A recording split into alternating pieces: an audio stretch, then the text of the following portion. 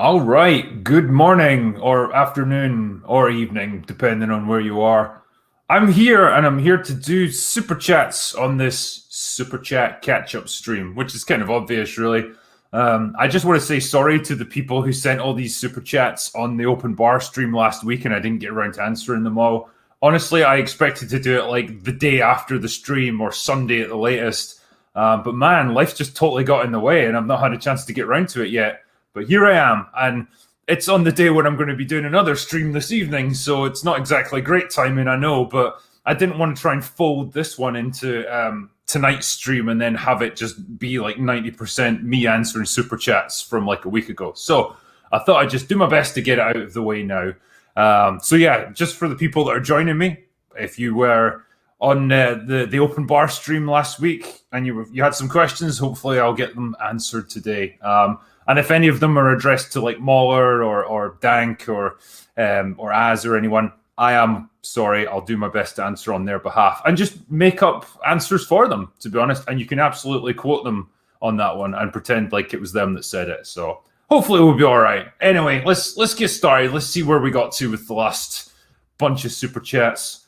I think the last one I did was, from Andre Medelsky, who said, "Hey gents, I learned about the stream thanks to Az today, and I see here absolute all-stars team. Cheers, gentlemen." Thank you, Andre. We had Count Dankula, we had Mahler, we had Nerdrotic, we had Robert Meyer Burnett on to talk about Star Trek. Great guy to have on. And we had Az from Heel versus Babyface, so it was great. And I've really enjoyed doing these open bar streams, so expect to see a lot more of them in the future. Scott Purdy said, "Part 2 from Hot Toys stream yesterday. Robin as your Star Trek show name suggestions. These are the Voyages or Talking Trek." I think either one's a pretty good title for a Trek show, so I'll pass it on. Brightest Day said, "Could be worse. Could be Captain Aaron Kelly on Battlestar Galactica and go largely unutilized." Which one's he again? Is that Kilo? I think that's Kilo. He was pretty underutilized. I don't know why they went to all the trouble to keep that character alive from the mini-series and then basically did fuck all with him. Far Outcast says, "Why get prepared for life when you can have the government do it for you? It'll be fine." Yeah, that's right. Trust in the government. They'll never steer you wrong. Christian Potter says, "Selling it once and for all. Who wins? One horse-sized duck or one duck-sized galactic republic?" I'm going to say the horse-sized duck, if I'm honest. It's a tricky philosophical question, but a duck the size of a horse sounds fucking terrifying. Jack Sun says, "Dark Souls 2 rules, Mauler, and Final Fantasy 8 sucks, babyface." Yeah, I got to agree with you there. Dark Souls 2 is good from the bits that I've played, and Final Fantasy 8 is a fucking awful game. I made a video about it years ago talking about how it ruined my childhood. I played Final Fantasy 7, and it made me the happiest little kid on the planet. Then I played Final Fantasy 8 expecting the same level of quality, and I became what you see before you today, a bitter, cynical, horrible old man. So, yeah, that's what Final Fantasy 8 did to me. Don't let it do it to you. Mark Tuff says, "My wife says I should let our 4-year-old keep her trophy for taking part. I told her," Drinker said, "no." Yeah, never reward your kids for being mediocre. Punish them. They need to be strong and capable, and they need to rise to the occasion. But no, seriously, like we talk about this sometimes on streams, and as much as you don't want to be nasty and put people down for having failed, you do want to encourage them to do better, because if they don't ever aspire to do better in life, they never will. And then you'll end up with the comic book writers that we have today who are slowly destroying entire industries. We need a bit more of that, I think. We need a bit more tough love. Bomb Tom Badillo, nice name, says, "We may have weak men, but we surely have more strong women than ever. Don't we just?" We have women that are written to be strong. And by written to be strong, I mean they're written as men. So it's kind of like a weird cycle, isn't it? But that's what we get. That's what passes for modern storytelling, I suppose. What's the next one? Daniel says, "Are any of you going to review Superman and Lois?" I wasn't planning to be honest, because all these CW shows just make me want to vomit from my eyeballs. Az has watched the first episode at least. I don't know if he watched any more, but he said it was really good. So, fuck, man. I don't know. If they actually produced something halfway decent, I'd be amazed. But yeah, Superman is like the easiest character in the world to write well. Just make him the world's like biggest, strongest Boy Scout. That's all he is. He's just a character from a different age when you were allowed to be just altruistic and you didn't have to have dark, brooding, horrible like undertones to everything. It was nice. And God, we could probably use a bit more of that today. Louis the Plank said, "Have any of you had a Sam Neill scream moment in real life?" The other day, I was playing video games in my recliner, fully reclined, high as fuck, no cares in the world, when a scorpion drops from the ceiling onto my chest. Ah! What the fuck? Where do you live, dude? Yeah, I think that would have a similar impact on me. Like, a scorpion isn't the kind of thing you'd expect to find in Scotland, to be fair.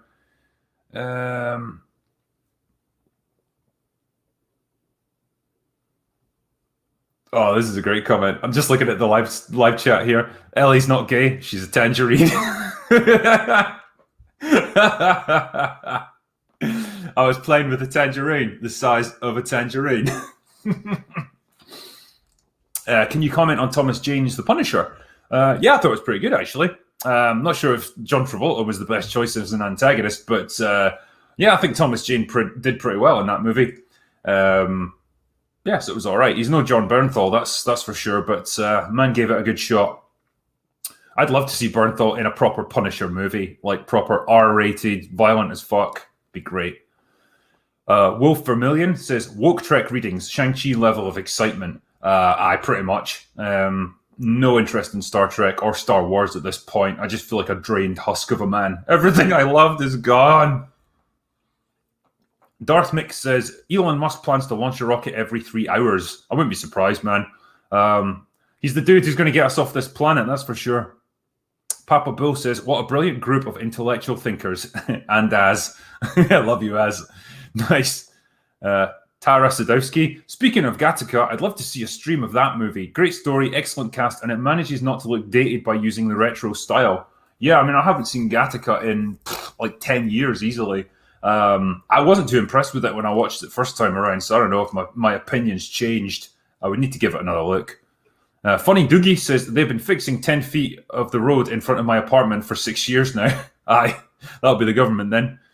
The provocateur extraordinaire says, I'm a plumber. I make a little over 50 grand a year and I work an average of 4 hours a day. Tell kids to go to college. I don't want the competition. Aye, fair enough, mate. Go to college, kids. It will give you a great education and a great start in life. Don't put this dude out of a job. Nah, seriously, like, I think we were talking about this on stream. The trying to get tradesmen in the UK at the moment is next to impossible. They're all booked out until like next year, just because there's such demand for them. One, because there's not enough of them, and two, people haven't been spending money on like going away on vacation and stuff. They've been stuck here at home for obvious reasons, and so they're thinking as well, I'll spend that extra money on home improvements, and that's why you end up with all these guys being in huge demand. It's really weird, but well. It's a good industry to be in, I suppose. Dave Hurd says, do you think the new Dune film will be any good, and think of the spin-offs you can have? I've got high hopes for it. I spoke to Andre from Midnight's Edge, and he said it's mostly good. There is a few issues with it being, pacing issues and stuff. And Villeneuve's definitely gone for the epic feel. I think he's better suited to this movie than he was to something like Blade Runner. You know, as much as Blade Runner 2049 was a beautiful looking movie, and it was, well staged and everything like that, it felt like he was trying to make it too grand for what he was actually dealing with, where it's like a kind of noir detective story, essentially. So maybe something like Dune is better suited to him. Yeah, I'm looking forward to seeing it, but damn, I have to wait until the end of October to get it here in the UK. Shit. Do a review of Tango and Cash. It's good. Yes, it is good. Fucking good. I'll definitely do that movie. Whether it's a stream I think we could have a great laugh with that, or like a drinker's extra shots. But yeah, Stallone and Kurt Russell together. How can you fucking go wrong, man? Let's go back to the super chats. Monkey Not Truck says the UK government is spending more money on a high-speed train than on the police, criminal justice, or support for the homeless combined this year. Yeah, it's fucking that high-speed 2 thing is just an absolute ball ache.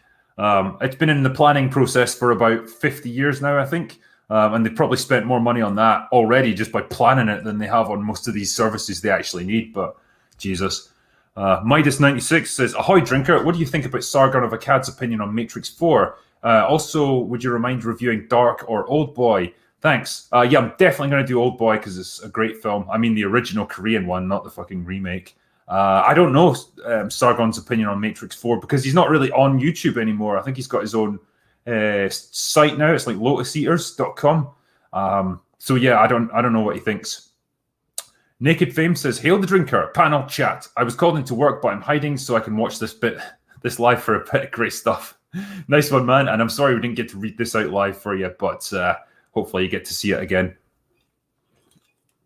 Chronic86, this Scott and Brit are better Americans than 90% of actual Americans. Yeah, I mean, as we're talking about this once, like we all have this real love for America, I think, just from being raised on American movies all throughout our childhood. Why is it so fucking dark in here as well? Shit, hold on, I need to turn the light on or something. This is ridiculous. Give me 1 second.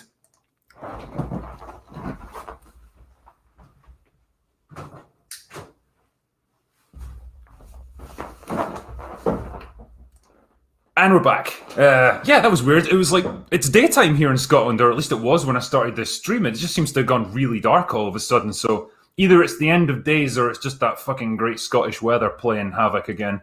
But yeah, I'm back so you can see my face for what it is. Yeah, I was saying there, Az and I talked about this once. You know, we were raised on these awesome like 80s action movies as kids. And so we just kind of had that love for America, I think, and just always saw it as like being awesome. And this place where everyone's got big muscles and shoots guns and just kicks ass. Not sure how accurate it is, but yeah, that was always our thoughts on it. And so, yeah, we just kind of instinctively liked it, I guess. John Swalbach says, I don't know if I can say this aloud, or sorry, if I'm allowed to say this, but wouldn't they have found a cure for being gay in the 22nd century? I mean, I don't think there's something you need to cure, man. Genetic engineering and all. The low-speed choo-choo was to go from Bakersfield to Merkhead. Hail the thoughtful. Yeah, I'm not sure what you're meaning at the end, but yeah, I don't really think that's something they would try and cure or that needs to be cured. Taker610 says, look up Starship Earth to tell me if that is reasonable for mass travel. LA to London in 32 minutes. Maybe too ambitious there. Oh, okay, yeah.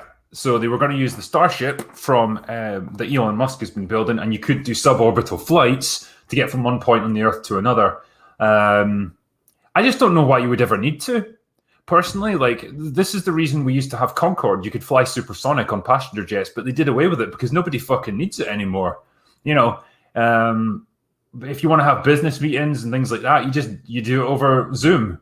You know, we've got the ability to do all that stuff really easily now. And so these super fast means of travel just kind of died a death. Now it's just about traveling as cheaply as possible. So yeah, I just don't see why you would ever use something like that. Stubble McShave says, Dune was good. They focused on the main characters and stripped off some of the side plots. Fine by me. It's dense, so I don't think it will generate many repeat viewings. Yeah, this is my worry with Dune, that it's maybe a bit high-minded and not all that accessible for general audiences. You know, with something like Star Wars, you know exactly what you're getting. It's all just action and drama. Whereas with Dune, it's more thoughtful, and it's slower paced. And I just don't know if it's going to generate that same amount of hype. So yeah, I totally get your point there. Far Outcast says, best response to the wokest of the woke. Opinions are like assholes, but I'm not here to eat your opinions. Aye, that's fair enough. That's a pretty good response, actually. I was going to say as well, like, I know people are sending me super chats here on this stream. What I might politely request is that you don't, or you save them for this evening, because Otherwise, it's just then going to run over into the next stream again. So, I'm going to be doing a stream with Doomcock tonight. We're going to be talking about all the Indiana Jones movies, even the shit one that we don't like to talk about. Save your super chats for then. It would be better, and it'll be better. Like, you've got more chance of getting them all answered then properly. But anyway, let me carry on. Bear Business says the older stuff does not support their narratives, so they cannot reference it. Yes, that's why they probably go back and rewrite history as much as they can. Just watch as the older movies that we used to like get slowly made unavailable, because that's what you can do when everything's streamed and people don't use physical media anymore. Ian Soforth says, I can't believe I just sent the first super chat in history. What a moment. Oh, I'm sorry, man. And I didn't even read it out live. You have to wait until a catch-up stream. But thank you for the super chat, mate. And many thanks for you. Wolf Vermillion says, Hollywood says that women and minorities did not exist in film before, as this is actually what they want. Create divisions and put good people against each other. It feels like that a lot of the time, to be honest. Yeah. Like you can go back to like older movies, even the ones that Az and I referenced before. You take a film like Predator, that's got two black guys in it, it's got a woman in it, it's got a South American dude in it. I'm pretty sure like one of them is meant to be Native American as well. So you've got a hell of a diverse cast even there, but they don't make a big deal out of it. There's a sci-fi show or a sci-fi kind of comedy show over here in the UK called Red Dwarf, which I think Americans will probably be aware of. But the interesting thing about that is two of the main characters in it were black. And I think it was Craig Charles, who's basically the main guy, like he plays Lister. He had a great quote about this, and he said, like, the interesting thing about Red Dwarf isn't that we had two black leads out of four, basically, back in the 80s. It's that we had that and nobody cared about it. It was just there. Nobody questioned it. Now it would all be some kind of drum that people want to bang and make such a big deal out of something that shouldn't be even seen as important now. But there you go. That's the difference in media these days. And Lady Gravemaster says, never forget, Hattie McDaniel won the Academy Award in 1939 for Mammy from Gone with the Wind, and all those elites made her wait out in the hallway. She was groundbreaking. She had talent and courage. Yeah, they did. Fucking hell. I'm pretty sure she wasn't allowed to stay in the same hotel as most of the other actors as well. Just absolute shit. Unprofessional treatment of someone so awesome. So, times have changed, I guess. Thank God. Wolf Vermillion says, we're going to create stories without men in the world, 50% constructed of them. Sure. Pretty much. Michael Letwin says, in 1984, they talk about how the party, progressives, destroyed the past. This resulted in a situation where nothing exists except an endless present in which the party is always right. Yeah, I know it's almost trite at this point to keep referencing 1984, but it's so interesting, the way that you can manipulate public opinion to the point where they don't even question you anymore. They just believe that you were always correct. Whatever version of history you give is the correct one, and whatever version of reality you give, they just immediately believe, even if it contradicts what they already know. So it's a scary thing. It really is, and it shows you how easy people can be manipulated. Dirthmix says, if you want to know why, check out Even Sayed Gadsad has a great interview. His theories predicted this over a decade ago. It'll blow your mind. Okay. DB Duel says, disagree with your take on Invincible, but I'd recommend Superman and Lois. There's another positive review of it. Best Superman content made in years in terms of his character. It even takes elements from Man of Steel. It refines it to make it work storytelling wise. God, and it's in this little show on the CW. Fucking hell. Ashley Rendell says, chonk. Thank you. Fair enough. Good Rat says, Kill Bill has a great female fighters, but they're good because of skill and practice, not from pure strength. It's exactly what I was saying before. Like when you're writing female characters who are going to be in action scenes, you can't write them like men. They can't be just as strong and just as physically powerful and dominant because they're not. They're not going to be. You have to use them in different ways. And something like Kill Bill made good use of that. They use weapons. They use the environment to their advantage. They use training and skill and experience to level the playing field. And watching Daryl Hannah go up against what's her name, the Bride. Great fight, because you've got two actresses who are both tall and physically quite strong, and a good match for each other, and so you get a good fight out of them. Bomb Tombadillo says, I, to my misfortune, found myself on Twitter the other day, saw someone tweet that women would dominate every sport. Yes, every sport, your eyes do not deceive you, if they had more funding. The US football team would dispute that. I think they played like an under 15 boys team, and they got beat like 7-0. It was just embarrassing. It's a weird thing where people now have just chosen to ignore reality completely. And in their view, I don't know, like almost women are bigger and stronger and better than men, but they've just somehow been held back all this time. And it's just the patriarchy holding them down. And it's weird, because if you actually see them go up against each other in a real competitive sport, they get destroyed. There's a guy I've followed from time to time on Twitter called Zuby. And he's not even an athlete. He's just like he's like a I don't even know what you'd call him. He does music. He's like a rap artist and stuff. And he's into his fitness, so he's quite a well-built guy. And he's like, here's a video of me destroying the women's powerlifting record, and it's just him with like doing a like a power lift of like insane weights for a woman, like not all that much for a guy, but like he's demonstrating the sheer difference between men and women, and he's like broken the women's world record with absolutely no effort. It's like, it's like you can't argue with simple reality when you see stuff like that. What's the next one here? About 6'2" says, oh, go on then. I'm now raiding the booze I got for the upcoming weekend barbecue. That's the spirit, my friends. You never have to save booze. You can always buy more. Pinion says, Asmon on Friday Night Tights. Sucks Blizzard Activision on censoring spree. Blizzard's in trouble, man. I've only been following like all that stuff like from time to time, but man, it just seems like they're lurching from disaster to disaster. I'd fucking bail out if you got any stocks in them. Harry Lime says, how about Tim Curry and Drag, Rocky Horror Picture Show? My buddies and I saw that movie half a dozen times, and it was already a few years old. We loved it. Yeah, that's some movie, that. Tim Curry's great in it, though. Vincent says, what you're describing is called hysterical strength, and it's not gender specific.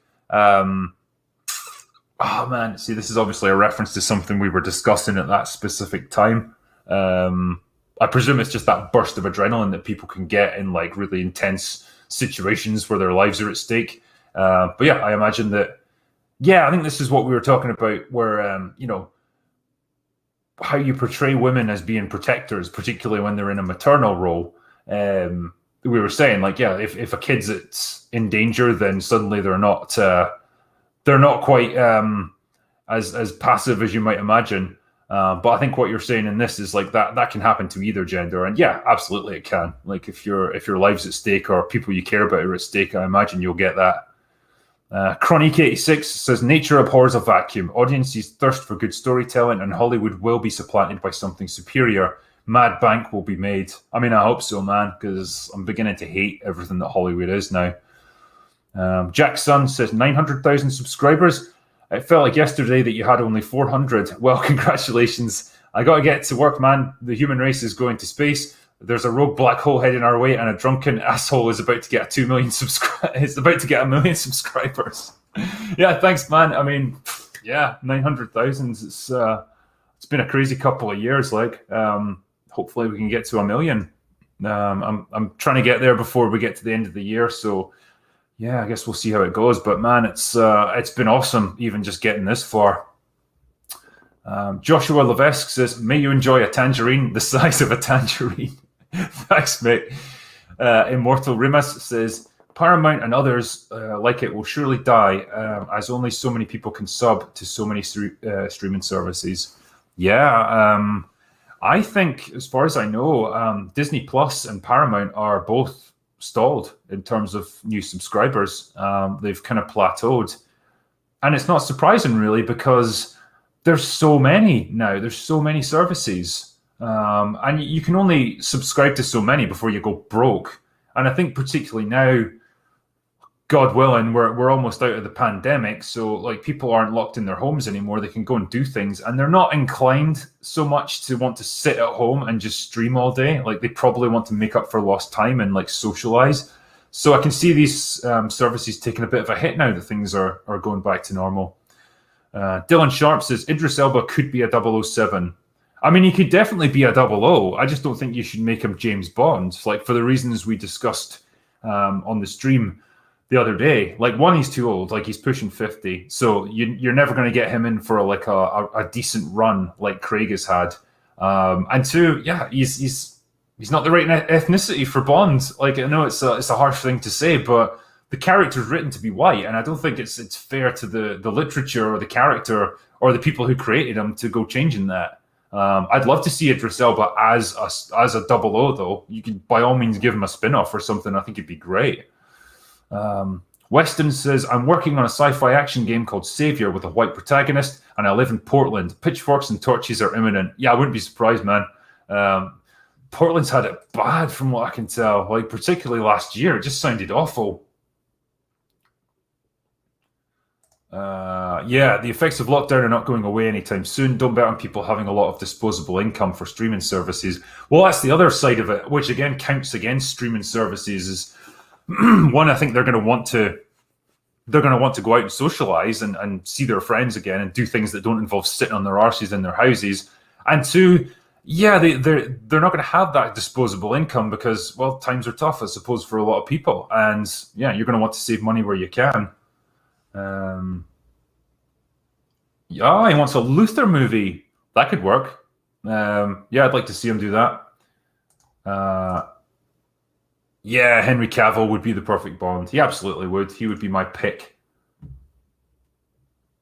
There's no, that's not it. This one. Anyone who even uses or has watched anything from Apple Plus? Nah, me neither. Fucking, I know nothing about it. What's the next one? Jay Fraser 360. Hail gents, the AJ interview was a triumph of epic proportions. Alec Jones. The interwebs request to count Dankula for Friday Night Tights. The salt must continue to flow. Roberts, what are your thoughts on the Wheel of Time? Unfortunately, Robert's not here. But yeah, Count Dankula on Friday Night Tights would be fucking great. I'd love to see that. Wolf for a Million. Cillian Murphy is my James Bond. Yeah, I mean, he was great in Peaky Blinders. He's definitely got that kind of gravitas to him. Not quite sure if I see him as Bond. He's a bit too much of a pretty boy. And he's kind of skinny. But in all other respects, yeah, he's a great actor. James Bursey says, Oi, drinker, you literary rogue. Head on down to Texas. I've got 31 types of boomstick, 45 kinds of whiskey, plenty of Tatiana wannabes. Yes. And 2 blokes with cutlery. Yeah, that's from Hot Fuzz. 2 blokes and a fuckload of cutlery. Bring Rags and the Long Man if you think they can hang. I think they absolutely would. Rags likes his guns, and Mauler, he's pretty good with booze. So I think between us, we'd have a good time. I like all of the things you mentioned as well. Throw in a Texas barbecue and I'm there, man. Claudio Rogajan says, Idris Elba could play Felix Leiter in the Bond movies. Yeah, he could. I mean, again, Felix has changed race from the original movies, from the sort of Timothy Dalton, Roger Moore era up until the Daniel Craig one. It's fine. He's a pretty minor character, so I don't mind that much, I suppose. But yeah, we've kind of got that established now already. And I don't think Idris Elba, like a guy his stature, would play such a small role. Andre Jones says, it's the Legion of Doom. Or wait, are you guys the super friends? Whatever, I'll drink to yous. Nice. We're not friends. We just put on an act, man. Behind the scenes, we're always fucking raging at each other. Lady Gravemaster, Matrix 4. Neo becomes an addict, shoveling blue pills. Trinity saves the day and becomes the one. No Lawrence Fishburne equals failure. Yeah, I don't know why they cut Lawrence Fishburne out, because they got a guy who clearly is a Fishburne wannabe as the new Morpheus. I don't know if it's just because Fishburne's a bit too old now and he's a bit fat. No idea. But yeah, I've got a horrible feeling that they're going to use Trinity as the new one, and Neo was just the one the whole time. In which case, man, the reaction's going to be bad. The Black Douglas says Hugo Weaving appears in the mirror but says he's not in the film.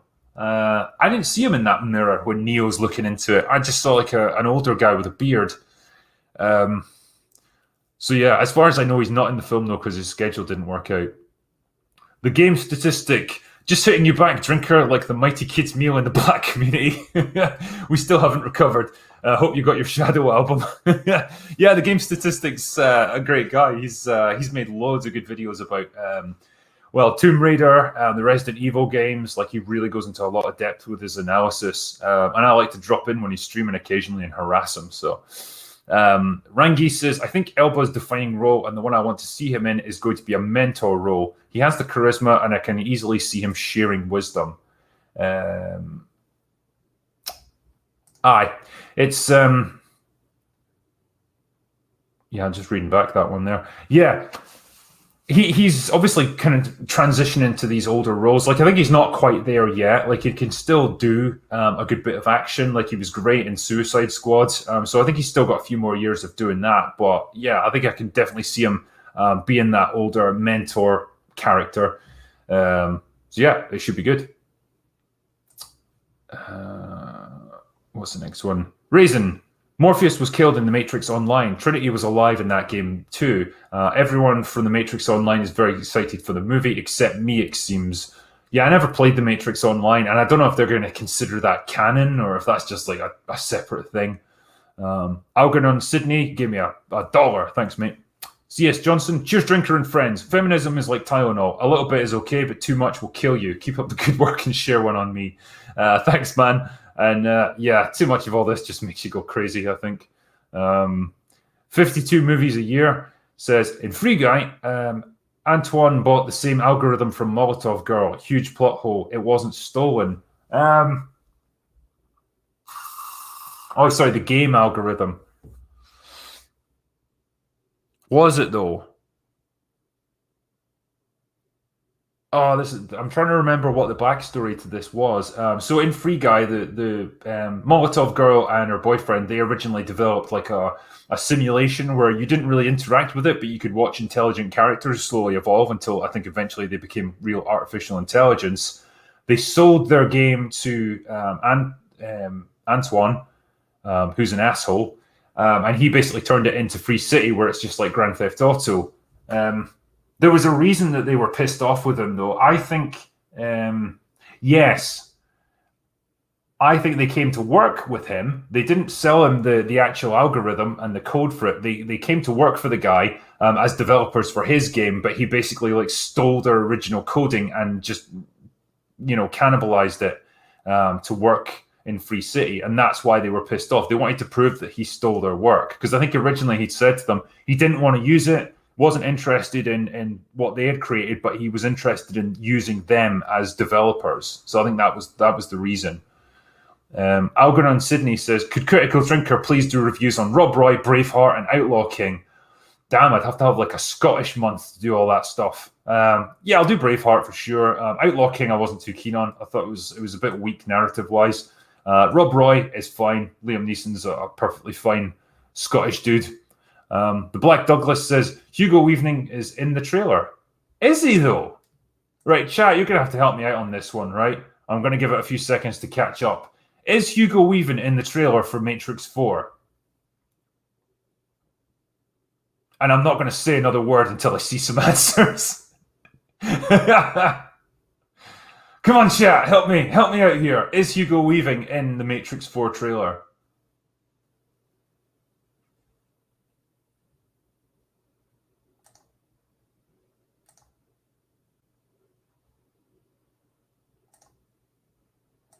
Right, yeah. It's pretty unanimous, like. Apart from this guy. Maybe. Thanks. Seeing your face makes me hate you less. Well, that's appreciated. Right. Yeah, I don't think he's in it. All right. I'm going to mute this guy.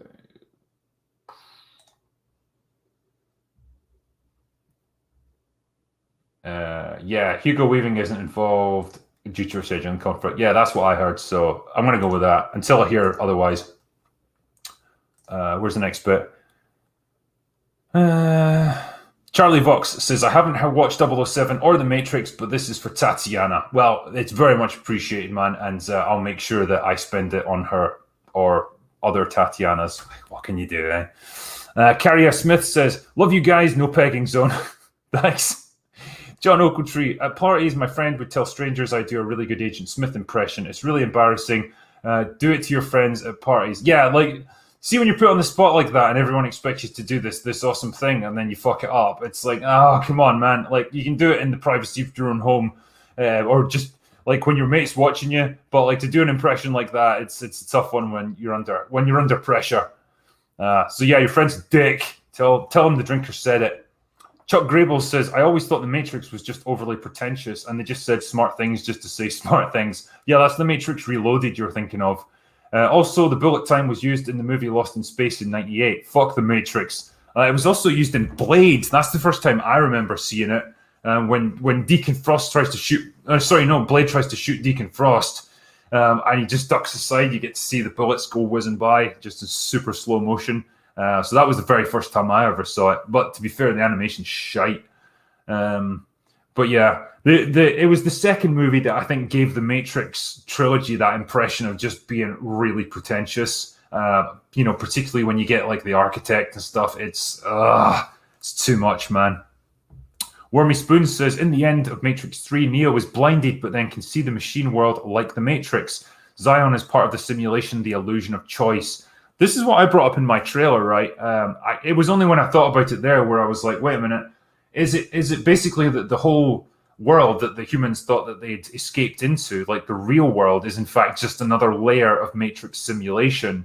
That just seems kind of shit when I think about it, because then it kind of implies that you'll never escape the Matrix. It's like, well, okay, what if they escape from this layer? Is there just going to be another layer on top of that and another layer? Like, that's the kind of trick you can only play once, man. So I hope that's wrong, because otherwise it's just going to seem cheap as fuck.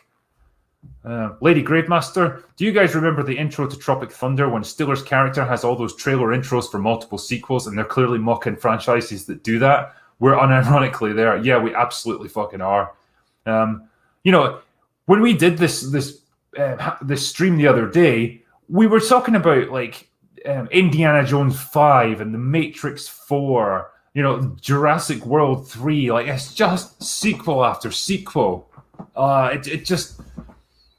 that's almost why I got so excited about Free Guy, because it's like, holy shit, even though it's kind of not that original, it's still an original movie. It's not a sequel to anything. It's not like another reboot. It's just its own thing. Wow, who knew that we could make things like that still?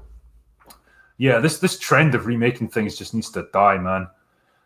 Infinite Main says, do you think this movie is an apology for 2 and 3, or is it just an SJW remake for Trinity to be the one? I think it's the latter, really. Particularly, based on how the Wachowskis are now on social media and stuff, like they just never stop talking about all that stuff. So I don't have a good feeling about it, put it that way.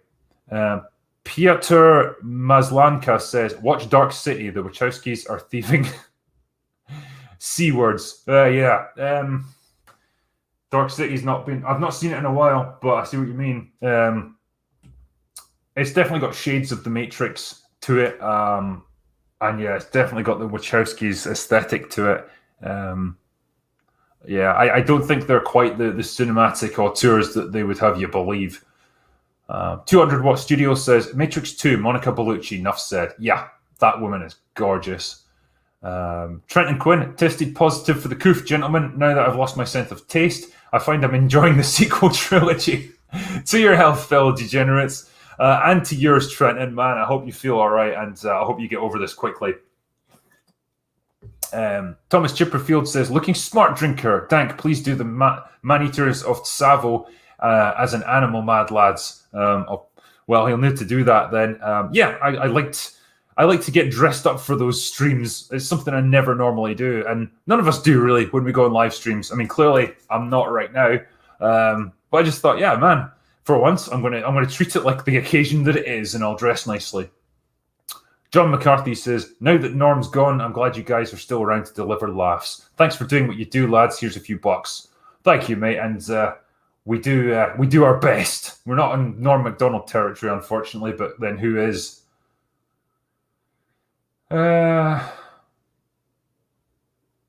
Okay. June wasn't woke, thank goodness. Well, that's good, because I did have worries there. Please do a review of Amazon Cinderella. Watching you destroy that woke BS would be fun. I mean, I think only like 4 people watched it in the entire world, so I don't know if it's got enough like awareness that I could review it. Like, people would just be looking at my review like, what the fuck is this? What even is this movie? Thoughts on the June movie? I will let you know when I've seen it in about fucking 2 years when it actually comes out here. Can't believe Andre got to see it in Norway and we can't see it in the UK. The UK is more important than Norway, god damn it. Rev444 says, I remember Edinburgh in the summer of 1992. Fun times. Love seeing my favourite YouTubers together in one stream. More, please. We will absolutely try to do more, man. And yeah, I hope you enjoyed Edinburgh when you were here. Ola Bandola says, you're the one now, dog. Connery as the architect. That'd be great. Mr. Nobody, why is Morpheus evenly matched with an upgraded agent in number 2 when Smith mopped the floor with him in number 1? Also, number 1 Neo, a god, equals 2 and 3 Neo equals superhero. I think they had to dial back Neo's abilities for the second and third movie. Otherwise, he would have just been completely unstoppable. He would have been Captain Marvel, basically, in The Matrix. I assume that Morpheus has just trained more and advanced his abilities so that he could fight. I think he had a samurai sword as well, so that probably gave him an advantage in 2. Thomas Chipperfield says, bad guys fall off scooter. Classic element of physical comedy. Now comes the part where we throw back our heads and laugh. Pretty much. That is where we're at now. Duty Duterson says, on the topic of author Dan Simmons, you need to read his book Hyperion and sequel Fall of Hyperion. Originally supposed to be 1 volume. It's amazing. I haven't read any Simmons, so I don't know, man. But yeah, Hyperion. I'll give that a look. Joey Bryant, I'm just ready for the PG-13 Disney's tant dingleberry hair clinging to the teeth movie of Blade. Yeah, I don't see how they can do Blade justice. The R-rated Blade movies were the best. And Wesley Snipes was just, you know, you're not going to better him as a portrayal of Blade. The dude is just awesome. So yeah, I think it's going to be a watered-down, shitty version of Blade, and it's such a shame. Sea Monster Essays said, hey, Drinker and Company, have you all seen Malignant? It's bonkers as hell, but pretty rad. No, I haven't seen it yet, but I'm going to be doing a watch-along with Mahler and the rest of the guys on EFAP in about a week, I think. So I'll see it then. Midnight's Edge After Dark. I always said they should have used Unforgiven as a template for The Last Jedi. And Luke, awesome panel. Love you guys. Yeah, Unforgiven would have been fantastic as that kind of style. You know, this jaded former hero or gunslinger coming out of retirement for one last mission. Yeah, that would have been great. That would have taken it seriously and not just broken down Luke into just a joke, which is what they made him. But yeah, like Unforgiven is how you kind of subvert a genre, and it became one of those revisionist westerns, but it still respected the entire genre. It didn't try to destroy it. It just gave you a different perspective on it, and I think that's a brilliant way of doing things. Rev444 says, agenda taints everything in entertainment now. Beyond that, where are the good writers? We're being fed trash by hacks. We absolutely are. I mean, I just did a video on this where I talked about setup and payoff in movies. And I used the example of fucking Tremors, just a cheap little monster movie from 30 years ago, how it had better setup and payoff, better writing that was more planned and better thought out than movies that cost $200-300 million today. I mean, what the fuck are we doing as a culture if this is the quality that we're being fed? And we're, like I said in the video, people are still paying for it. That's the problem. Like, there's no incentive for these studios to do better when they don't have to. People are just buying their shit as it is. Of course, you're going to take the lazy option and just keep making shit. Dylan Sharp says, excited for the Uncharted movie. I always felt Halo would be a great movie. No one wants to take risks being original except Nolan and Tarantino. Yeah, I mean, Tarantino's in his own class now where he can basically do whatever. He's Quentin Tarantino. He wants to make a movie, he'll get it made.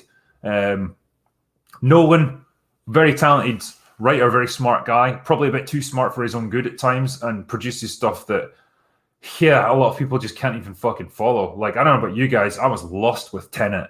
Like, I did not know what the fuck was happening in that movie by the end. And I think that's an example of Nolan just going a bit too far with that stuff. Uncharted movie, generally I'd be happy, but I don't know if Tom Holland's the right guy to play Nathan Drake. He's too fucking young. He's too boyish for that role. You need someone a bit older and a bit bigger. Andre Medelsky says, if you like good short horror films, watch Slender in real life from channel Pentagames. Simple idea, done in 7 minutes, yet one of the best fan films, no joke. Seriously, check it out, it's really good. So, Slender in real life. I think it's on just YouTube, so I might give that a look, actually. Boz Bundalo. Tea, Earl Grey, hot. Oh crap, the big stuff is going down. Yeah, that's Picard for you now. Nerd Cookies, what a fantastic panel and conversation. Perfect listening to cool down after my workout. Thank you guys for making my afternoon much more enjoyable. Thank you, mate, and thanks for the donation. Dumars says, the two best 80s stars were Tanya Roberts' boobs. Changed my mind. I can't, man. You're right on. Mr. Dustin Anderson, hey, Drinker, when are you going to review Field of Dreams? Oh, Field of Dreams. That's a great one. It's like Kevin Costner's baseball trilogy of movies. Yeah, I would like to do it sometime, actually, because it's an interesting little movie. I like it. Wolf Vermillion says, Luke, Han, Picard, Joel, Captain America, they just want to tell legacy and stories they don't have capabilities to build themselves, and it's disgraceful. Yeah, it really is. It's one thing to try and create your own shit, but it's another thing to destroy other people's stuff in the process, and that's what you see now, and that's the hard part to watch.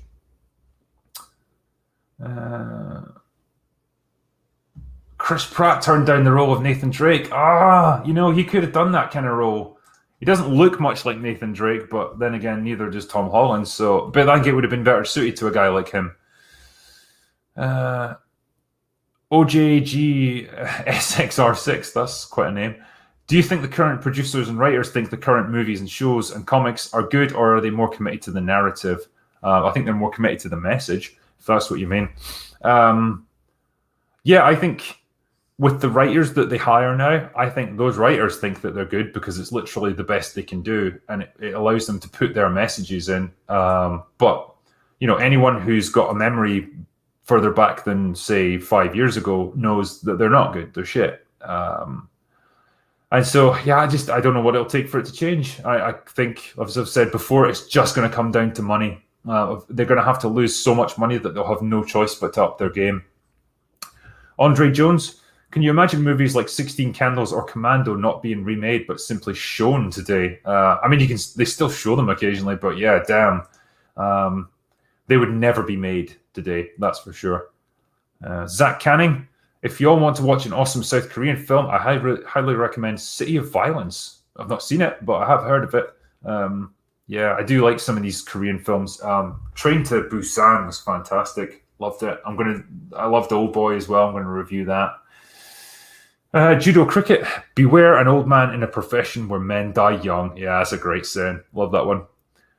Tom says, again, why don't you want to watch Kill the Irishman with Val Kilmer, Christopher Walken, Ray Stevenson, Vincent D'Onofrio, and more? I do want to watch it. It's just I've got about 50 other films that I need to watch and review, so it's trying to find the time to do all this stuff. It's not easy, funnily enough.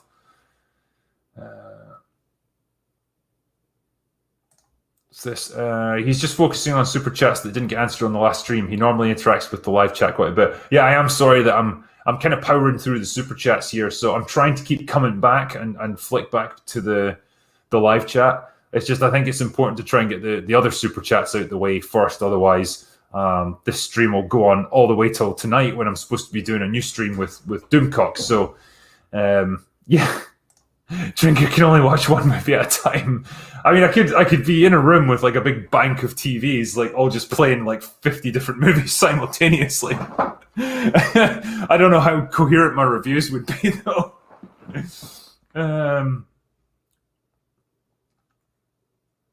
Drinker review Pretty Women. There's a movie. Man, Julia Roberts. She was pretty hot back in the day, I'm not gonna lie. You're nothing like I thought you looked, Drinker. Man, I thought everyone who does these streams has already seen me. You know, they know what I look like. But yeah, this is my face, such as it is. You know, Drinker, I have to know, who's Tatiana. Well, Tatiana is for me to know and you not to know. But she's somewhere right now. What's the next one? Right. Oh yeah, here one from Lady Gravemaster. Brendan Fraser as Rick O'Connell gave the perfect formula for a perfect film. Rescue the damsel in distress, kill the bad guy, save the world. Yeah, I love The Mummy. I did a review on it talking about how it feels like a movie you wouldn't get nowadays. It's just fun, light-hearted adventure, good bit of action, good fun characters, funny dialogue. Brendan Fraser was just perfect as Rick O'Connell. What's not to like, man? But yeah, there's so many bits in it that would just never get allowed nowadays, like where he actually has to save, Evie when she's like chained to like an altar and she's about to get sacrificed to the mummy. He has to come in and rescue her with a sword and fight the bad guys off. You wouldn't be able to show that nowadays. There's a bit where he literally picks her up and carries her into a bedroom and flings her on the bed and then like strides out and locks the door so she can't leave because they have to like guard her and keep her safe. Again, no way would you be allowed that now. It's just movies from a different era. Above Water says Hollywood is about hitting a gender checklist first and foremost instead of focusing on good stories and characters. Yeah, it's been like that for a good few years now. Taker 610 says, Mauler, Drinker has been holding out on you. The Longman is in an area of the city of Inverness, Scotland, located north of the city centre, Longman Road. That's great if there's a Longman Road there. I need pictures.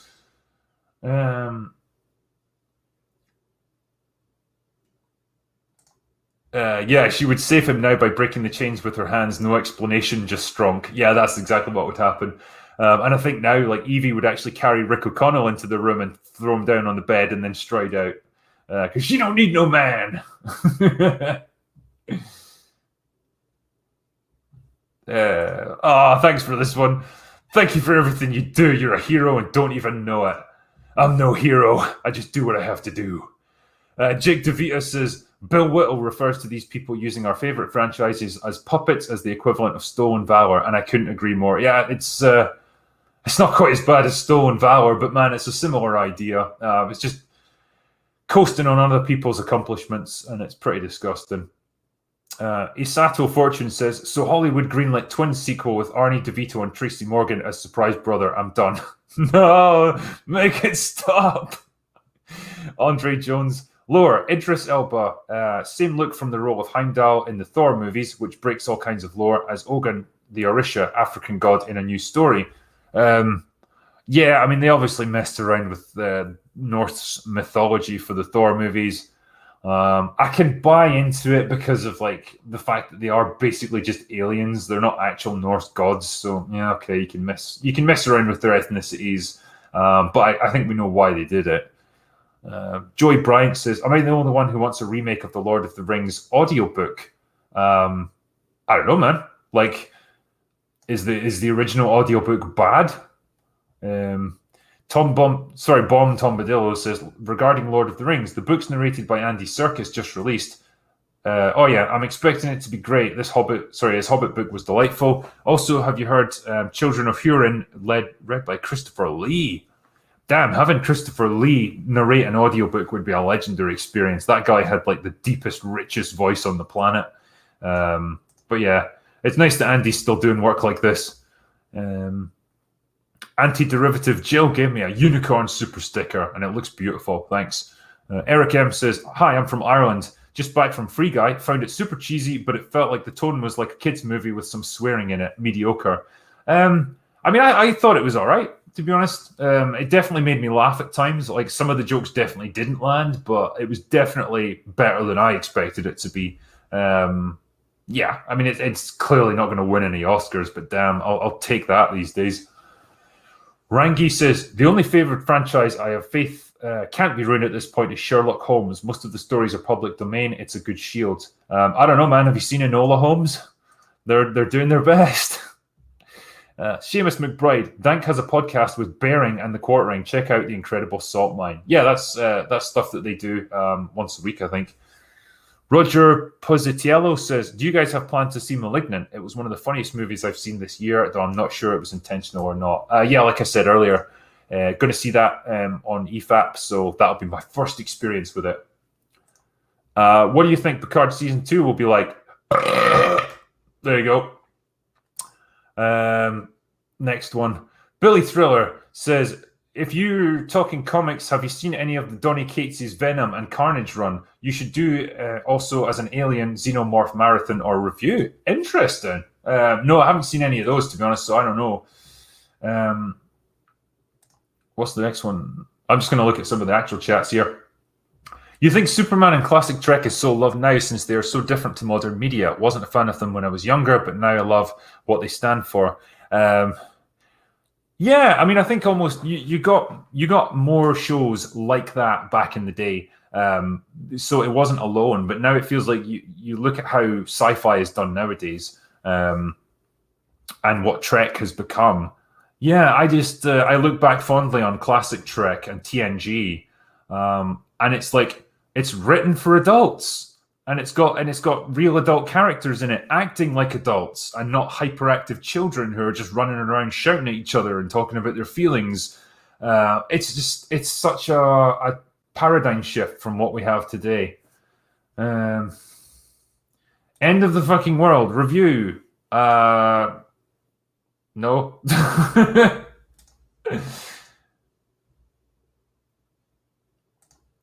No, that's not the right one.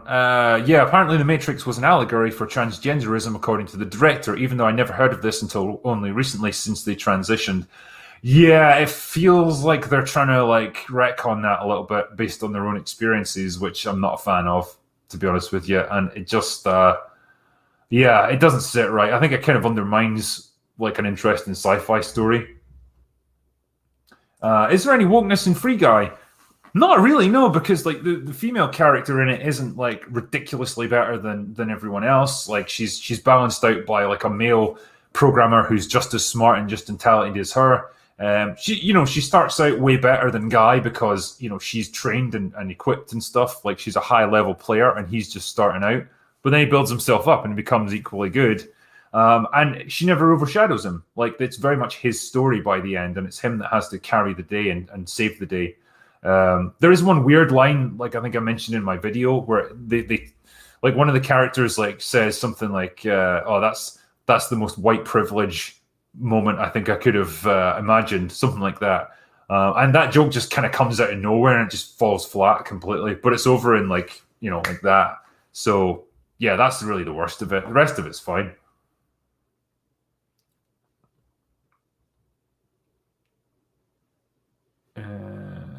So let me just, I think I'm almost at the end of the super chats from the other day, so almost done.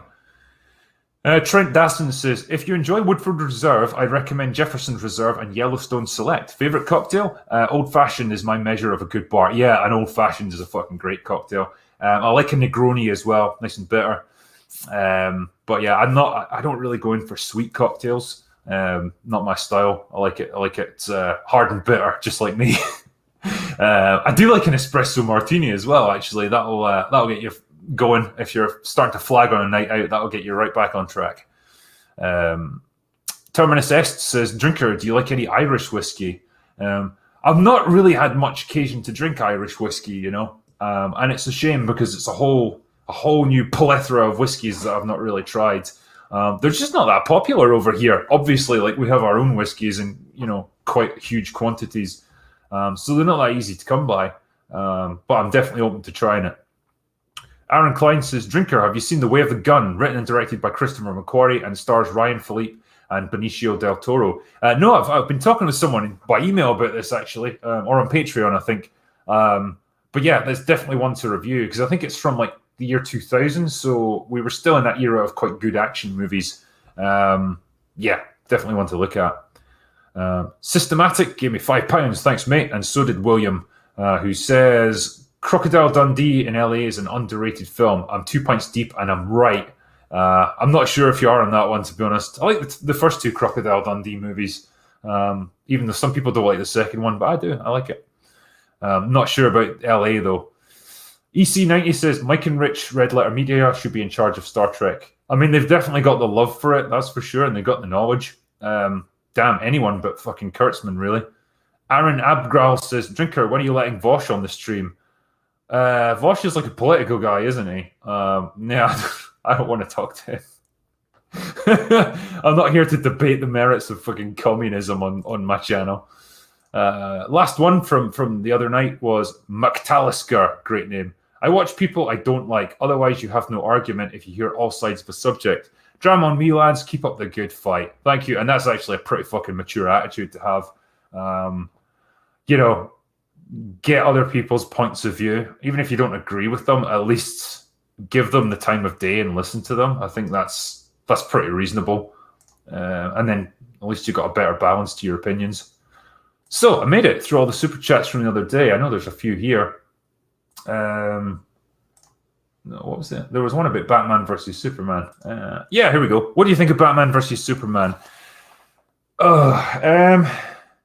The director's cut is better, even though it's insanely long. It's the extended sort of edition.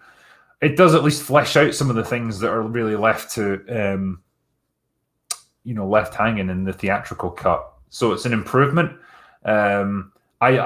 There's aspects of it I like, and it's frustrating, right? Because I like Ben Affleck as Bruce Wayne. I like Henry Cavill as Superman. I just don't think they had great material to work with. And I like the battle between them. I think if you're going to do something like, a human being going up against someone like Superman, I think it plays out about as well as it could.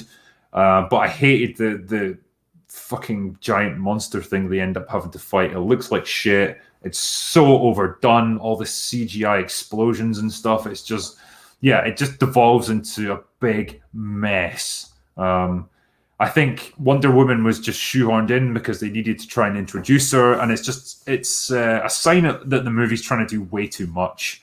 And it's weird because it wastes so much time on these stupid things that Lois is investigating, like the all the shootings and stuff that she investigates out in the Middle East. Like, it's just random stuff that doesn't need to be part of the movie. So yeah, it's a real mixed bag for me. I can see the potential there, and I think you've got a lot of talented people in it. It's just the script is shit.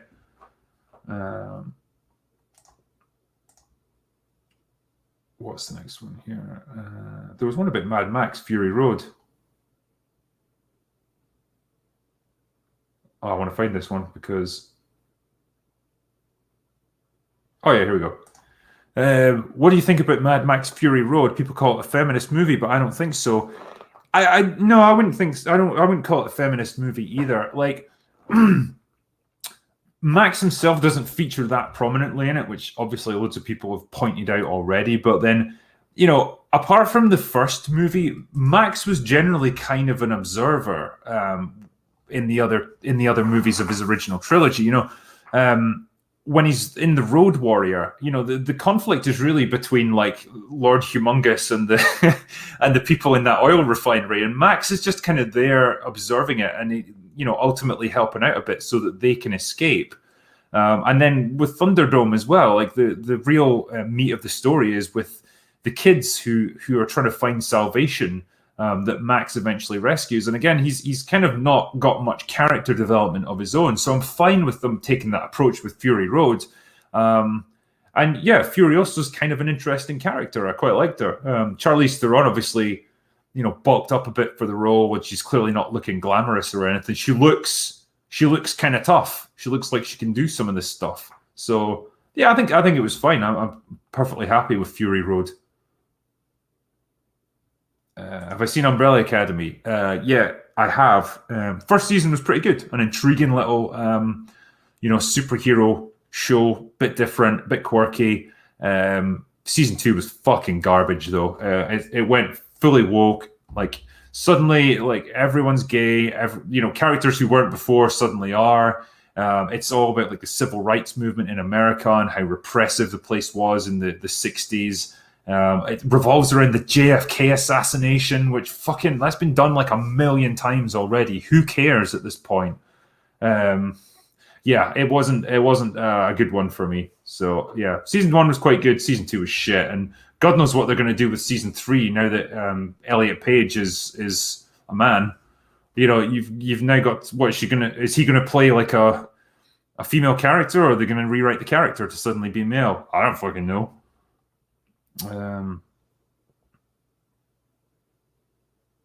Please do nobody. Yes, I will. I will absolutely do that. What's the next one? Yeah, so I had some super chats come in just while I was doing this. I'll get through a couple of them. Rob H says, cheers from California. It's 5 a.m. Been in line all night for a chance to a PS5. Please send booze. What the fuck, man? Like, are they still not available? PS5s? Like, I got mine, what, a year ago? Almost? And they've still got stock shortages. Like, yeah, that's a disaster. Either they're like the most popular console in history and nobody, like, Sony just can't manufacture them fast enough, or their supply chain is an absolute disaster. But yeah, fucking man, I feel your pain, and I hope you get one. Bright as Day says, what I hear is Drinker needs to watch Battlestar Galactica again. Yeah, apparently I got the character wrong then. Maynard Meering says, hi Drinker, trust you're well. Just wanted to toss a few South African rands your way and let you know I'll be starting with the Ryan Drake series this weekend. Can't wait. Thank you, my friend, and I hope you enjoy it. Typhoonagator says, how about that new Venom flick? How good, god awful, do you think that'll be? I'm not excited about it, to be honest. I didn't even care that much about the first movie. Like, I don't know if it's just me. I watched it and I was just like, it's all right. It was a film. You know, Tom Hardy's all right in it, but there wasn't enough of the conversations with Venom. Like, I think that's good comedy stuff, but yeah, otherwise I just wasn't that interested, and I'm not interested about the second one. Yuio says, hi Drinker, I really enjoy your movie thoughts. I'm going to try to watch Falling Down soon. What's your take on legal films? My favorites are The Rainmaker and In the Name of the Father. It's a more biographical drama. I mean, there's a few that I like. I love A Few Good Men. That's great courtroom drama, and just amazing performances from Cruise and Nicholson. I'm trying to think of others, but they'll probably come to me in about 5 hours' time. What do you think about the future of the X-Men and the Fantastic Four in the MCU? I mean, I think the MCU will probably do better with the Fantastic Four, to be honest, because they have been badly served up until now. So I think they'll at least have a better idea of how to handle them. X-Men, not interested. I think it'll be shit. I don't think they'll do Wolverine justice. Yeah. Hugh Jackman will always be Wolverine for me. Have I seen Cry Macho yet, Drinker? No, I haven't. And I don't know, man. Like, I love Clint Eastwood as much as the next guy. I really do. I just think at 91, maybe it's time for him to retire from acting. Still a great director, but I don't know. Like, I think he might have had his day. Logan was the best X-Men. No argument here. Fucking brilliant film. Loved it. The Pelican Brief. Yes, that's a good film for sure. That's the next one. Yeah, okay. Watashi says, I think the High Speed 2 is getting extended to Leaving. Fucking, that would be great. Just like a shithole town on the east coast of Scotland. HS2 goes all the way there. Micah Jr. says, the anime collaboration Star Wars Visions made me care for the characters more than the sequel trilogy. I mean, that's not fucking hard, to be fair. Hollywood needs to learn how to write. Yeah, they really do. Adrian says, smash or pass, Brie Larson. I'll pass, thanks, mate. I think most people would. Forrest Friedman gave me $5. Thanks, mate. Goob says, you should have Nerdrotic try to contact Razorfist to get him on a happy hour stream about Blade Runner. Okay, cool. I mean, I've done a Blade Runner review already, but I'd be happy to chat with Razorfist for sure. Forrest Friedman says, have you talked about Cowboy Bebop? Did you watch any of the other anime shows that you loved? The new Castlevania show based on the game ended up being great. No, it's on my list, though, because I have heard good things about Castlevania. I didn't know much about Cowboy Bebop, I'm honest with you. Yeah, I'm not like an expert on anime in the slightest. I just know that, well, the characters don't look remotely like their anime counterparts, so fucking hell, it looks like a disaster that's brewing. Marchiori says, you're streaming drinking cola. My life is a lie. What makes you think there's coke in this? Here, have some for the booze. Keep up this work. Not necessarily good, but needed. You know it. Thanks, mate. Jackson, stop using Daisy Ridley's strange head as thumbnails. I can land a Death Star on that forehead. It was just because of that whole, like, I bypassed the compressor. You know, it was my whole point being that the new Star Wars movies, they bypass writing, they bypass character development, they bypass setup and payoff and everything, and that's why it just seemed appropriate for that video, really.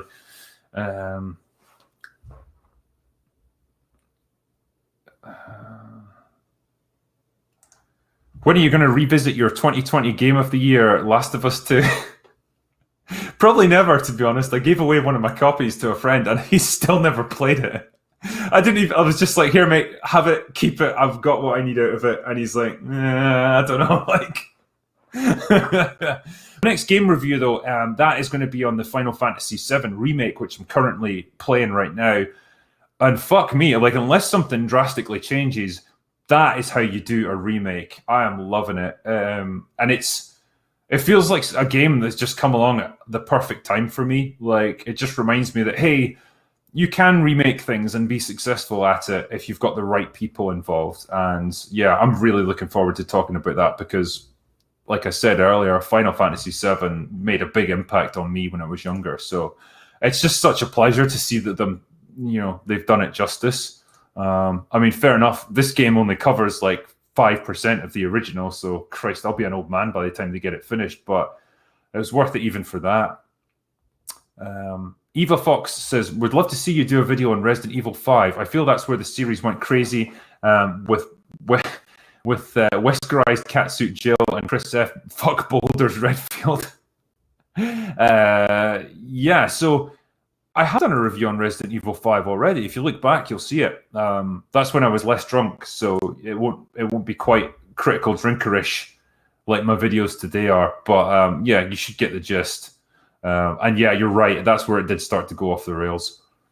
Whammon Master says, supplanting white characters for diverse ones feels racist, saying original diverse IP and characters cannot stand on their own, so they use Stowe and Valor techniques to push a diverse agenda. I mean, you're not wrong, really. I mean, that's definitely a way to interpret it.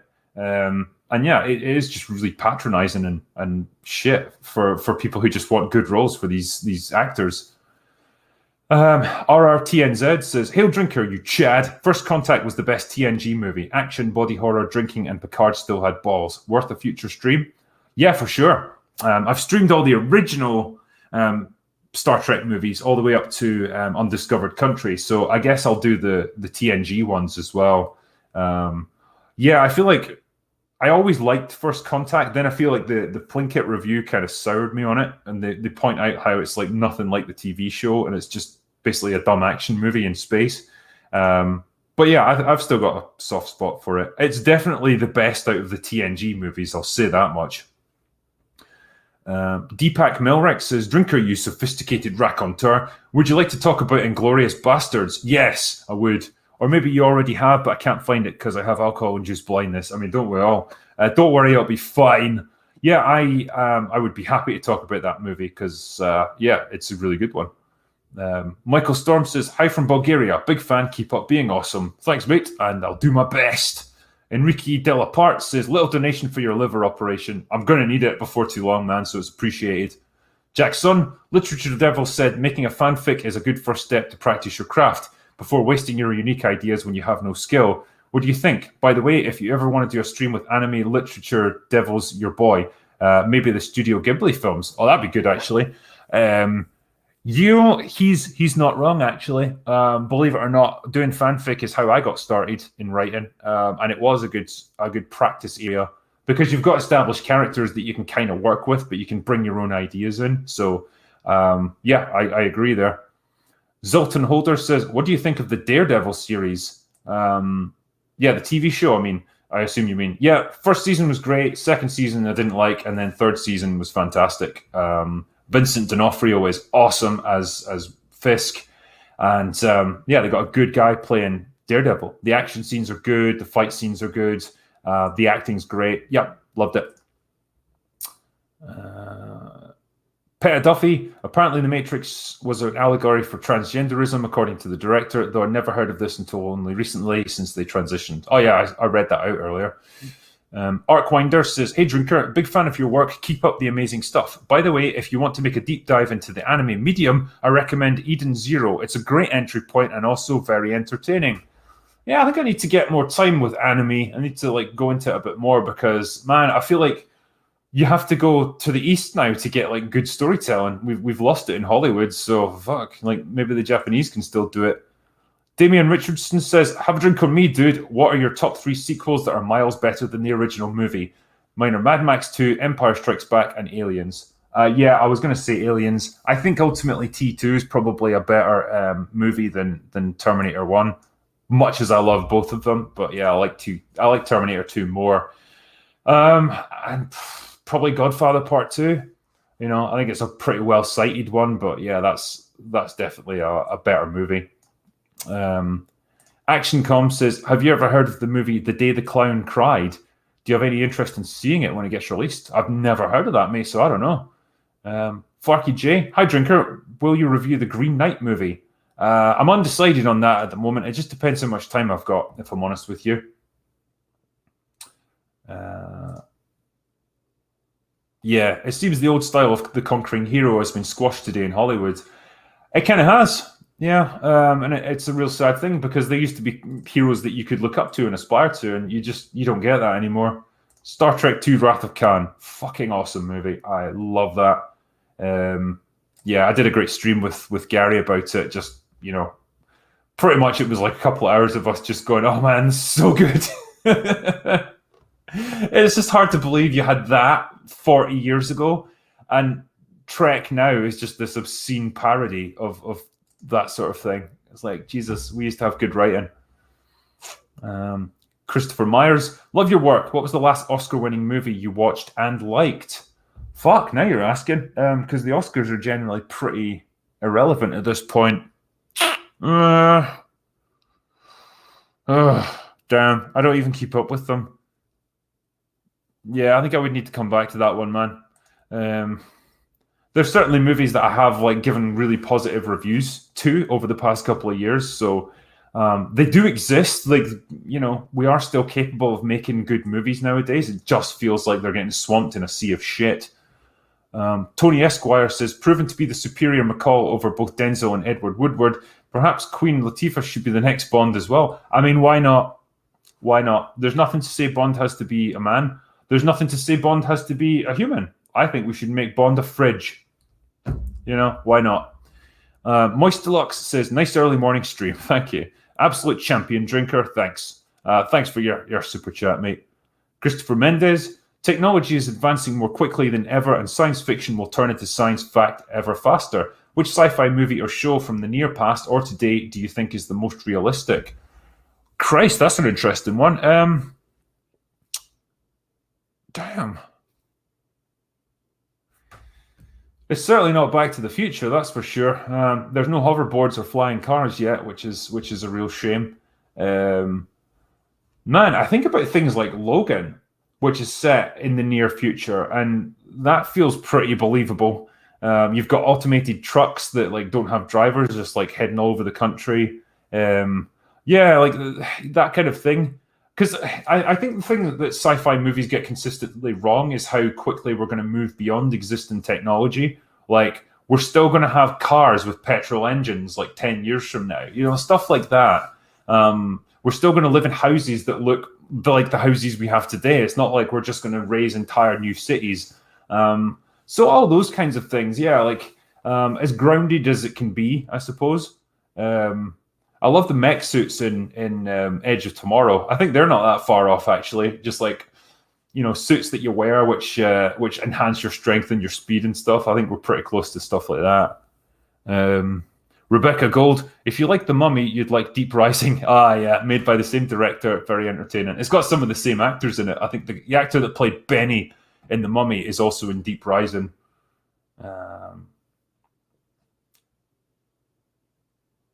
Drinker, "Have you seen 12 Monkeys?" Yes, I have. I assume you mean the Bruce Willis movie. Yeah, I've seen it. Really liked it, actually. Yeah, I love the sort of nice cyclical nature of the plot. Yeah, and Bruce Willis just plays a really good character in it. I think it's a great little movie, and yeah, probably a good candidate for a review sometime. Actually, Dread, apart from the sci stuff, is a possible future. Yeah, I don't think we're going to be holed up in mega cities or anything like that, and the rest of the world will be a scorched wasteland. But yeah, things like the weapons and stuff in it seem pretty believable. Uh, Deep Rising, now that's a movie. Yeah, I should review that sometime. That movie's really fun. I always felt bad for the guy who got swallowed up by the monster and then kind of spat out, but he's covered in like the digestive acid, so he just kind of melts in front of them. It just seemed like a really, really horrible, horrific death. Karine, not Karen, what's your favorite drink? I mean, it depends what you're talking here. Like beer, it's probably Moretti right now. I love that. As for whiskey or bourbon, it's Woodford Reserve. Whiskey is Lagavulin. Wine, I don't really care. I'll fucking drink any wine. And I like a good orange Tanqueray gin. Really like that. So those are my drinks of choice. Selena Sora says, get something nice for Tatiana, like a bunch of roses or that stuff. Yeah, roses. I'll get something nice for her, though, like a sandwich or something. You know, she's not eating for a week. Bung Smuggler says, I've got a Drinker's Extra Shot idea, a true 80s gem, Nighthawks, starring Sly Stallone, Billy D. Williams, and Rutger Hauer. It's worth a watch. Yeah, I remember Nighthawks. That is not a bad idea, mate. Not a bad idea at all. Andreas Horst, do you know the 1994's Death Machine, directed by Stephen Norrington with Brad Dourif, Eli Puget? I'd like to hear your thoughts about that one. No, I've never seen that one, actually. Brad Dourif, yeah. Nah. Death Machine. Now, I need to look that one up, mate. I don't know about that one. Mr. DJ Fly High says, Drinker, would you have a debate conversation with Chris Gore from Film Courage? He made a series about vids, a series of vids about 99% of Hollywood movies being trash. I'd love to, yeah, absolutely.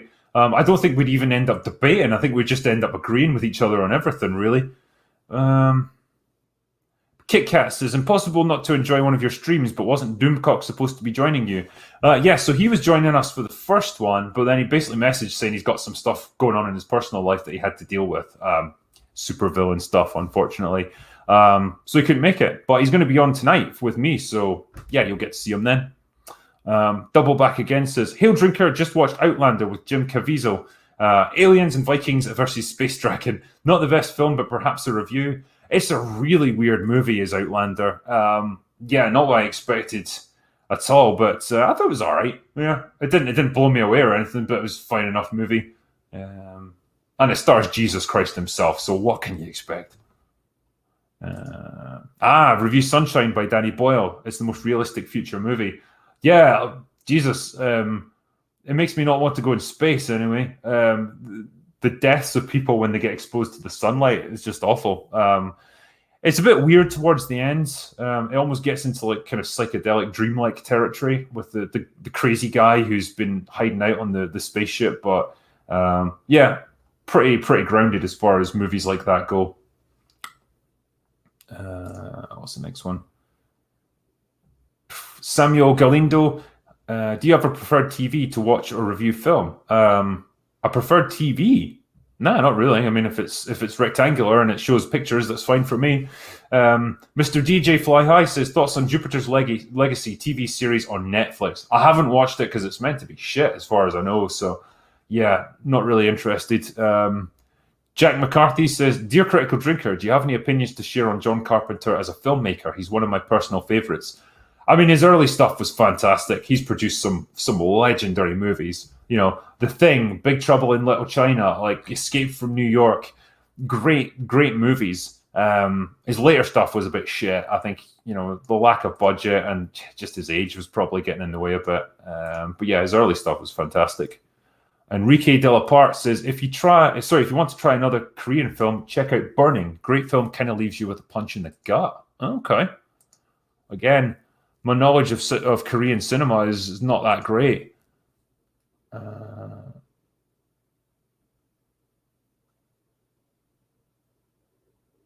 Litterins gave me $5. Thank you. Quispy says, hi, I was wondering how you learned about Warhammer. Keep up the great work. You're a legend. It was probably in high school. Some of my mates were into it, and they kind of shared their knowledge with me, and I got interested in it. I quite like the world of 40K. Oh no, where is it? Yeah, Breaking Bad, fantastic show, really good stuff.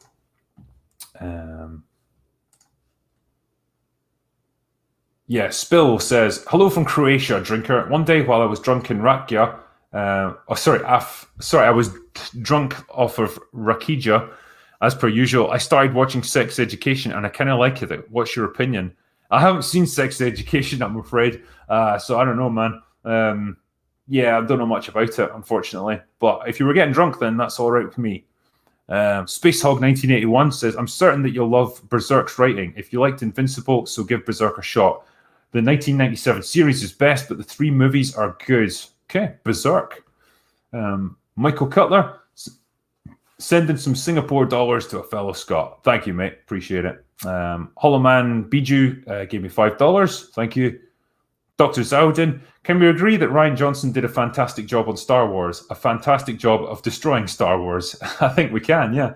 There's not many people in this chat that are going to dispute that. Nicholas Ellis, have you seen the sci-fi film Arrival? Yeah, I have. It's contentious, as some say it's pretentious and boring, while others say it's a breath of fresh air.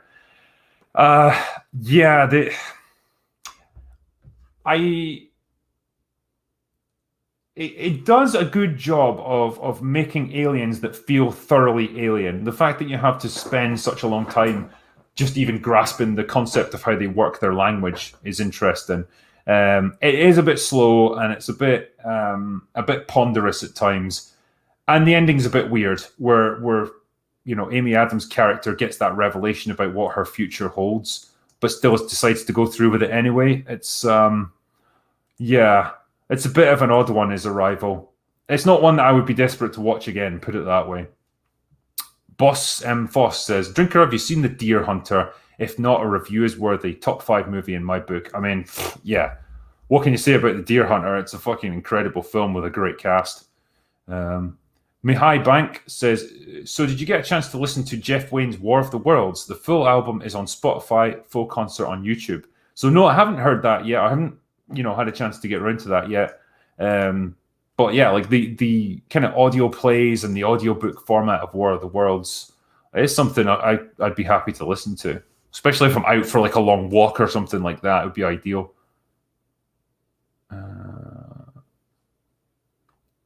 There's a truly interesting suggestion. Thoughts on making John Cleese the next Batman? I'm all for it, man. Definitely. I think he could pull it off for sure.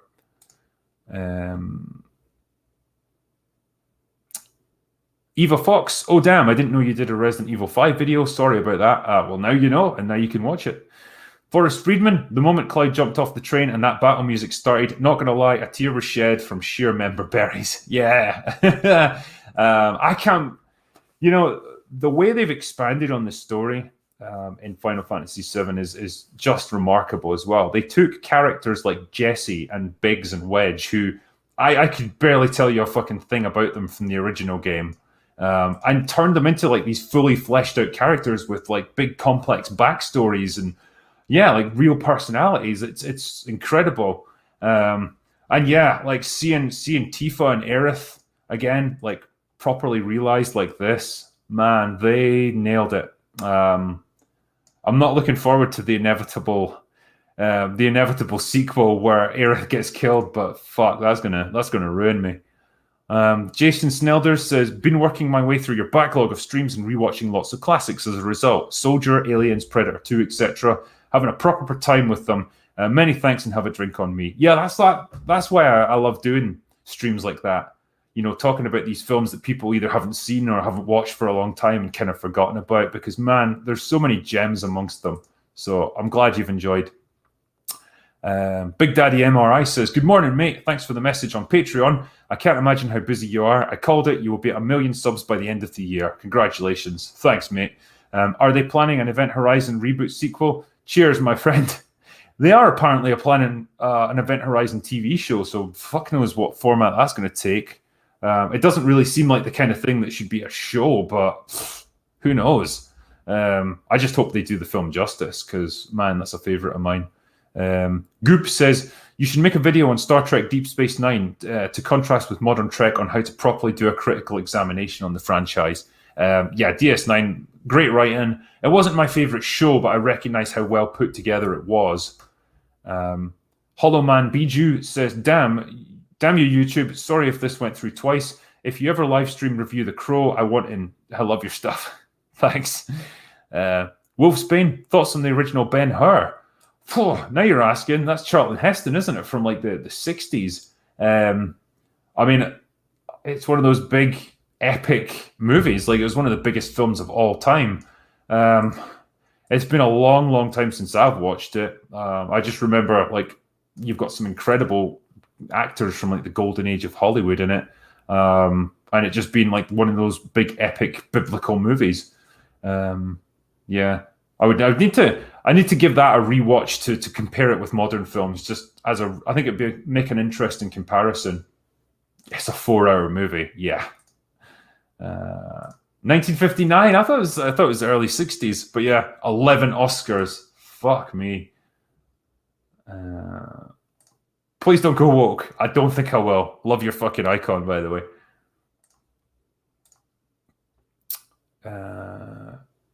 Brightest Day says, any thoughts on doing highlights of actors' careers? Well, like almost like the best Sean Connery movies or something. I mean, I could. I'd rather look at each movie individually, if I'm honest, just to go into enough detail. But it's an interesting idea. Wolf Vermilion, what one whiskey would you recommend if I were to ask you? I like sometimes to listen to you guys and have a little, but not too much. Just like now reading Habiki and drinking book. Wait, what? Yeah, I mean, for me, it's Lagavulin as a great whiskey. If it's something that you're just starting to get into, like you're not really too familiar with whiskeys, then Highland Park's a good place to start. It's a nice, easy one to drink. Jackson says, have you seen Jacob's Ladder? Yes, I've seen most of it. I think of one of those movies that I just kind of like came into halfway through, in which case I was like, what the fuck is this? Yeah, it pioneered that weird, like a lot of like those weird sped up horror movie techniques where characters like shaking their heads around and stuff. And yeah, he's got like a lot of surreal kind of disturbing images in it.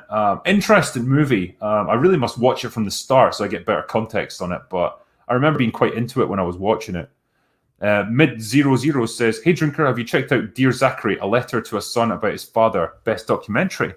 No, I haven't seen that actually. Michael Miller, have you ever watched the series called Carnivale a few years ago? Sadly cancelled after 2 seasons, but love to see your take on it. Yeah, so was this a kind of horror anthology type thing? I do remember it being advertised and stuff back in the day, but I didn't really watch it myself, to be honest with you. Joseph Roach, speaking of Korean cinema, if you watch their action movies, you see John Wick movies have been almost shot-for-shot homage to the big ones. I wouldn't be surprised in the slightest. Yeah, I mean, much as the John Wick movies are awesome, I get the feeling that other people have done it before. And yeah, like so many of these Korean movies, they have like proper stunt performers as actors, guys who can really fight. And so they can do these insanely complex choreographed fight scenes in one take. Yeah, pretty fucking cool. Like,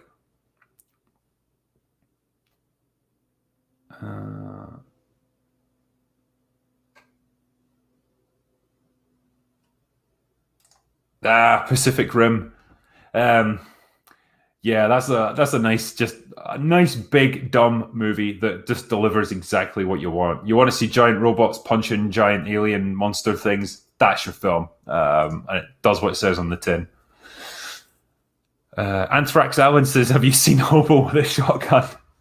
No, I actually saw the poster for it once years ago, and I thought it was a spoof or something. And the tagline was like, dispensing justice one shotgun shell at a time. It's Rutger Hauer that's in it. I haven't seen it, but fuck, it sounds amazing.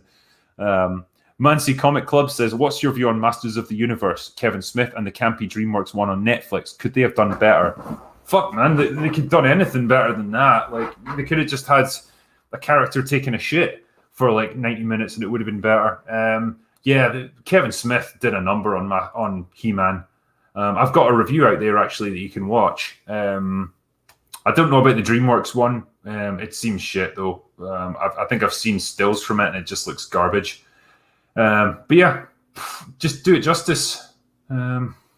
Vinsanity says, have you heard of Attack on Titan? Yes, I have. I'm not a huge anime fan, but some of the tropes are a bit annoying, but I really enjoyed the show. I haven't watched it. I've heard good things about it though. It's one of those benchmark anime movies that a lot of people just reference all the time.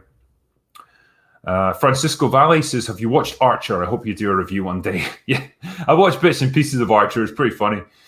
Kyle Pedley, Drinker, you're the best man. I really think you should check out some anime. We'd love to hear your takes on them. Attack on Titan, Mob Psycho 100, RE0, Parasite the Maxim, Demon Slayer, Jujutsu Kaisen. Take your pick. There's so many. It's like a whole new world of cinema, man. I've got to get in there. Lee Hartwell gave me $50 Australian, my friend. Thank you very much. And Jack Sun says, watched Farscape Season 1. The science is kind of inaccurate, and I wish the season had a focused plot instead of one-off episodes, but unique and consistent story about people finding their way home. By the way, that white chick is hot. Yeah, that's Erin, played by Claudia Black. She is fucking stunning. Yeah, get to Season 2 and 3, because that's where it gets really good. Season 1 is a bit choppy, to be fair. But seasons 2 and 3 of Farscape are fantastic. And yeah, I've even started reviewing them on my second channel. Yeah, strong female roles. If you want a strong female character, Erin Sun from Farscape is right up there. She's brilliant. Yeah, but I wish you the best going through Farscape. I'm sure you'll enjoy the rest of it. Yeah, I think I made it. I made it to the end. And I'm going to sign off quickly before another super chat comes in. But listen, thank you to all you guys. I am going to be on tonight at 9 o'clock British time. I don't know what that'll be for you guys. But I'm going to be doing the Indiana Jones movie with Doomcox. So hopefully you can join us there. And it should be halfway decent. We'll have a laugh and we'll definitely have lots of drinks. So yeah, enjoy and we'll catch you there. But that's all I've got for today. So I'm going to go away now.